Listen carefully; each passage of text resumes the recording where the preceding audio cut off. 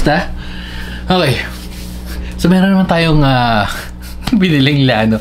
Napaparami na yung binibili natin ganito kasi mura yung ano nila eh. Mura yung gadgets nila na for some reason yung mga nasa gamit sa Ugreen, Vention, Basius, meron na rin sila. Hindi ko alam kung parang sister company nila or what, pero tignan mo, maganda sa kanila isa yung standard packaging nila eh. Nag-try na rin ako order sa Lazada yata to, di ko alam kung sa Lazada, pero comment, lalagay ko na lang yung link. Sa whether umorder ako sa Shopee or sa Lazada, parang same packaging. Ganito yung standard nila ito. May lano na box. Anyway, so open na natin.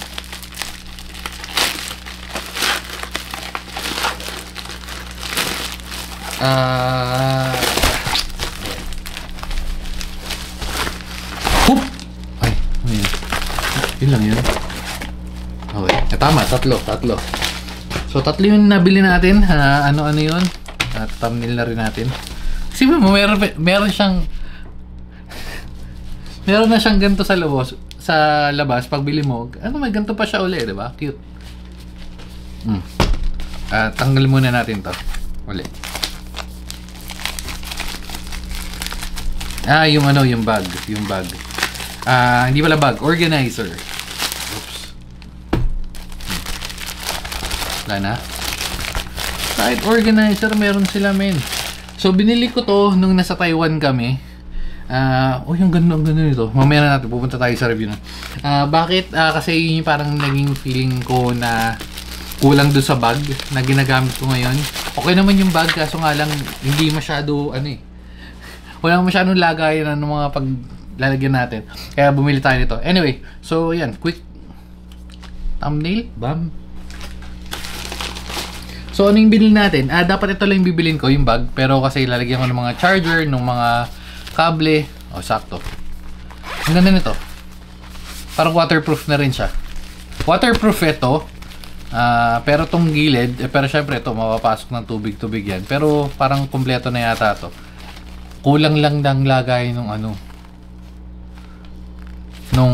tawag dito, nung charger mismo, pero feeling ko okay na to, goods na to. Ayan, dalawang socket.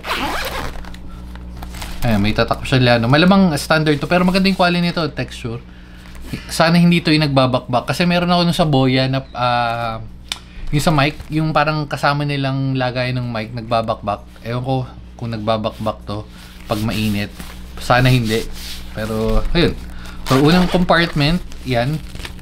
Ano mo malalagay mo? Yan, mga kable. Meron pa rin dito. Dito, kable uli. Okay na yan, goods yan. Tapos dito sa kabila, ano to? Yan, siguro mga paper, kung ano mo. Tapos charger. Goods. Yan na yun. Parang magkanto, nasa 200 something naman to eh. Pero, yan. Yan yun. Para mas ma-organize yun, dapat dalawa pala binili kong ganito, pero and ito, ano to? Ano to? Shit. Hindi ko pa na-testing, pero Bluetooth car receiver aux. Actually, pwede na rin testingin. Siguro na-testing na natin sa ibang video. Ito yung pagka medyo luma yung kotse, ikakabit mo sa aux. Again, aux, hindi yung sa basta kung san port. Meron kasi ako nakitang ganito na sa mga TikTok, pero hindi tayo bumili. Bumili ako nitong bag. Nakita ko to, binili ko na rin. Pero again, sa aux lang siya gagana. Hindi ko alam kung pwede sa speaker. Siguro natatry natin. Yan, basta separate na lang. Ano to? Huh? Ano ba ito? USB?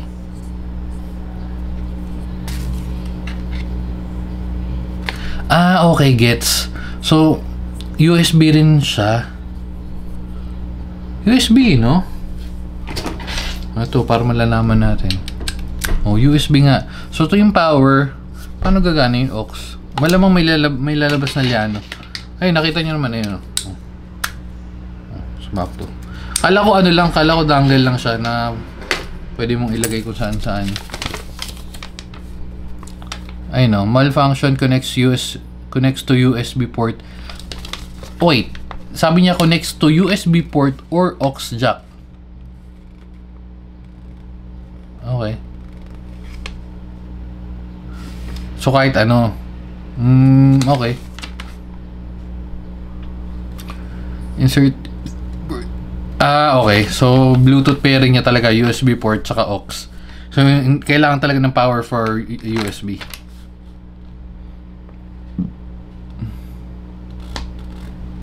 Okay. Ayun na naman, nakalagay naman dyan. Basic function na naman lang yan. Malamang may lalabas sila, no? Or kung hindi mo man alam, i-off mo yung sasakyan mo, buksan mo. Kung ano yung unang lalabas na malapit, nakakaiba, malamang yun. Yan. Wala na, yun lang. Pero tatry natin siguro sa separate na video. Pero itong pinaka gusto kong testingin, yung Wi-Fi 6 na dongle. Kasi may mga dongle na naman before. Wala na. Wi-Fi 6 adapter, di ba? Ay, wait lang. Wi-Fi 6 na ba itong sa Surface?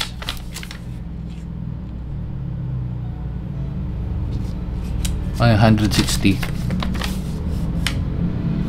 Okay, wait lang. Gedli muna natin to. Ito yung testing nyo nga. Sakto, masyadong maraming ganap yung ano natin. Surface natin for today's video.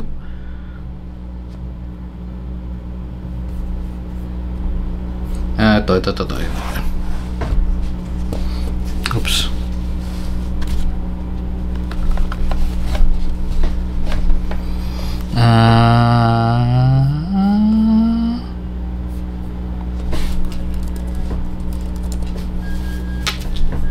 Ay, Wi-Fi 6 na rin. Wi-Fi 6 na rin pala. Akala ko hindi pa. Pero 2.4 lang nakukuha ko. Bakit? O sige, try natin ngayon. So, kukonect natin to.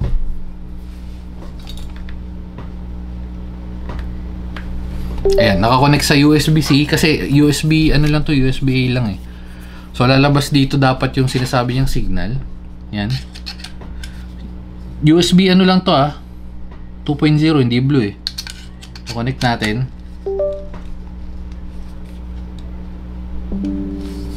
Okay.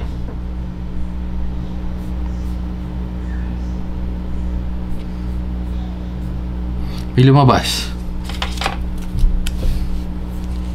Ayun yung sinasabi niya dito. Shit, may driver pa. Medyo pangit pala to. Medyo pangit kasi kailangan mo bang install ng driver. Pero sige, install na rin natin.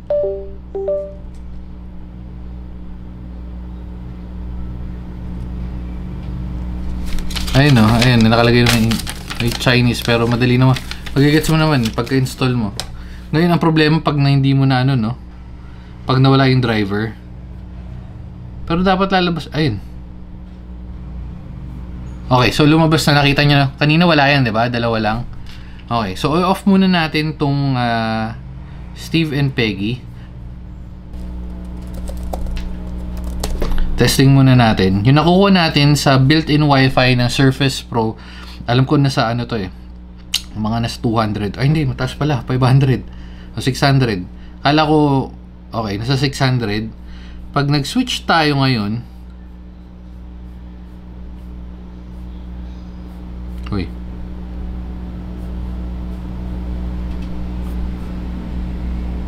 Pero yun nagpalit 2.4 gig. Huh? Okay, so anyway. So connect natin to ngayon. Disable lang natin. And then connect natin to. Oops. Yan. Oops. Set up lang natin yung password.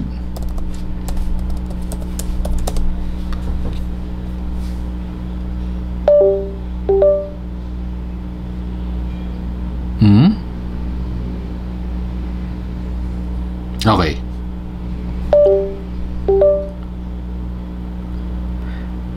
Parang nabitaw. Okay, connected.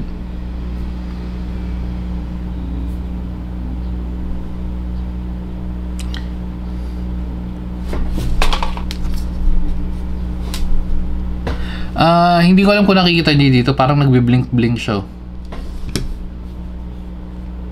Pero sabi niya Wi-Fi 6 eh. Kung Wi-Fi 6, dapat hindi lang to 573.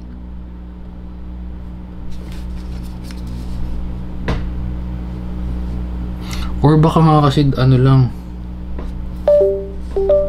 Nabibitaw min eh.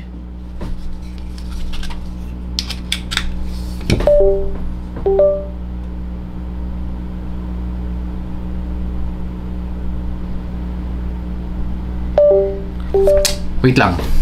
Hindi naman tayo sa mga ganitong pagkakataon. So, try natin palitan. Tong dongle na to, kasi pagkakatanda ko, alam ko umiinit pag may HDMI, pero try natin to rekta. Ito medyo bago-bago pa to. So, ayan, ito yung 3.0, 3.1, 3.2. Basta 3 point pataas. 3 points. Okay. Balik rin natin para nakikita natin. Oops. Wait lang. Sorry. Mamaya ka na umilaw. Ay no. Connected siya. Connect. Balik rin natin din to. Para... Oops.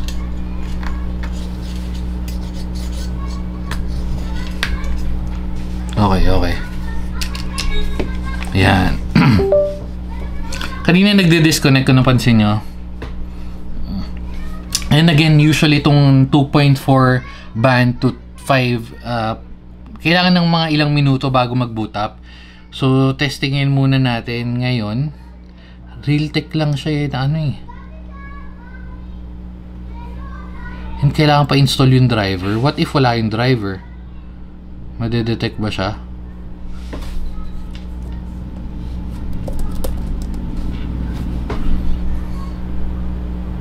Nakikita naman, pero Wi-Fi 6 na siya oh.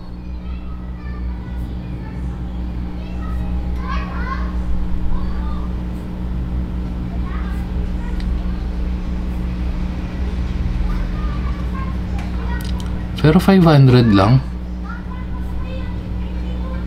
Ay, napansin nyo 800 yung kanina, di ba? Oops. Latency error, halo. Bumibitaw min.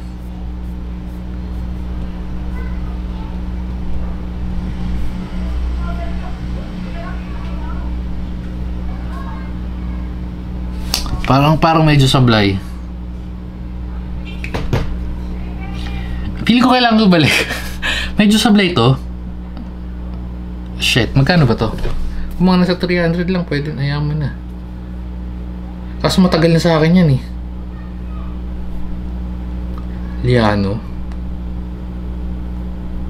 So yung mga sa mga natambak natin gamit eh. Tulad nga sabi ko, nabili natin yan sa Taiwan. Ito. Ay, mahal. Kailangan natin itong balik. Wait. At bumibitaw siya. Ayun, ito. Ayun, nabili natin ng 1,099. Yung dongle okay lang. Na Bluetooth, 239. Yung bag, 249, 257. Pero yung dongle, Wi-Fi 6, 1,099. Bumibitaw. Oh.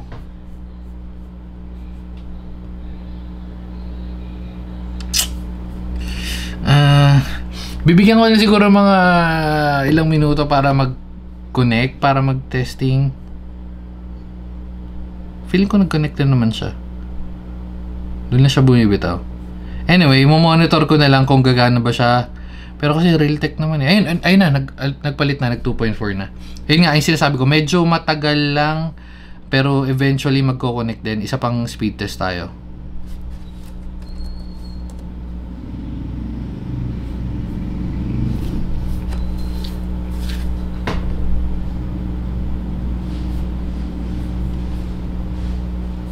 Ito yung napansin nyo, 500 something kanina, diba? Ayun ngayon, speed niya is 2.4. Okay, so mukha naman legit. Itong part na to, medyo may delay. Mamaya pa yun magkikick in yung mas mataas na speed. Pero eventually gumagana naman siya. Kung mainit, medyo mainit. Other than that, all goods na tayo. Kala ko munti ka natin balik. Medyo palpak. Pero ito, testing ko to sa ano. Testing ko sa speaker kung gagana. Sige na, bye bye guys. Hindi abot. Bye bye guys. Babu.